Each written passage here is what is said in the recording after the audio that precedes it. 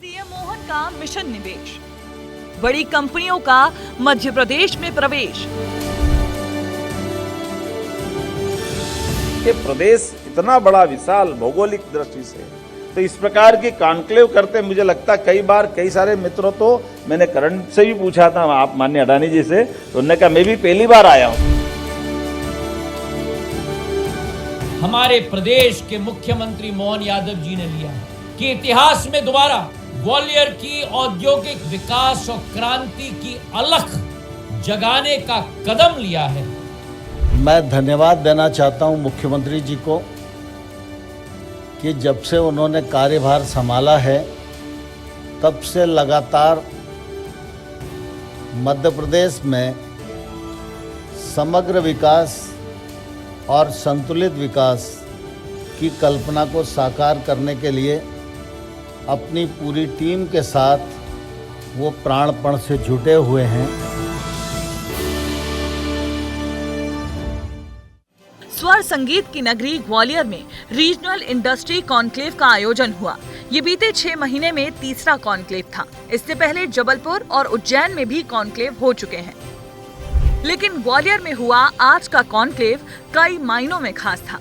यहाँ बड़े उद्योगपतियों ने ज्यादा दिलचस्पी दिखाई है। 9 सेक्टर ऐसे हैं जिनके इंडस्ट्री प्रमुखों ने ग्वालियर चंबल रीजन में अपने उद्योग लगाने में दिलचस्पी दिखाई।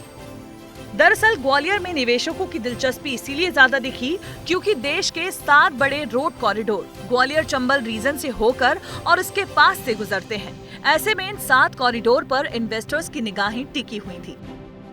ग्वालियर के रीजनल इंडस्ट्री कॉन्क्लेव में 1400 करोड़ से ज्यादा के निवेश प्रस्ताव मिले हैं। अकेले अडानी ग्रुप ही 3500 करोड़ का निवेश कर रहा है। इससे 4500 रोजगार पैदा होंगे। अडानी ग्रुप गुना में बड़ी सीमेंट फैक्ट्री खोलेगा, शिवपुरी में डिफेंस सीमेंट फैक्ट्री खोलेगा, बदरवास में जैकेट फैक्ट्री खोलेगा। अडानी ग्रुप कुल 3500 करोड़ का निवेश करेगा, जिससे 3500 से ज्यादा रोजगार ही पैदा होंगे। इस प्रकार की कॉन्क्लेव करते मुझे लगता कई बार कई सारे मित्रों, तो मैंने करण से भी पूछा था, आप माननीय अडानी जी से, तो उन्होंने कहा मैं भी पहली बार आया हूं। तो हमने कहा पहली बार आके देखे तो सही कि जहां हम नया कोई प्रकल्प खड़ा करना चाहते हैं वो क्षेत्र कौन सा, वहां आकर के देखे, मिले जुले, और ऐसी बाकी चीजों से समझ में आएगा। सीएम ने निवेश को बढ़ावा देने के लिए इन्वेस्ट पोर्टल की भी शुरुआत की है। पिछली 2 कॉन्क्लेव में मध्य प्रदेश को क्या हासिल हुआ वो भी देखिए। जबलपुर में 22,000 करोड़ के निवेश प्रस्ताव मिले, जिससे करीब 13,000 लोगों को रोजगार मिलेंगे। वहीं उज्जैन में 10,064 करोड़ रुपए के निवेश प्रस्ताव मिले, जिससे करीब 17,000 लोगों को रोजगार मिलने की संभावनाएं जताई जा रही हैं। देखिए क्या है, इस तरह के किसी भी प्रयास में पहले दिन से परिणाम सुनिश्चित नहीं होता है, लेकिन ऐसा भी नहीं है कि इसके कोई नतीजे नहीं मिलते, क्योंकि अगर ऐसा नहीं होता तो पूरे देश में अलग अलग राज्यों में और केंद्र सरकार की ओर से भी निवेश को आमंत्रित करने के लिए प्रयास नहीं होते।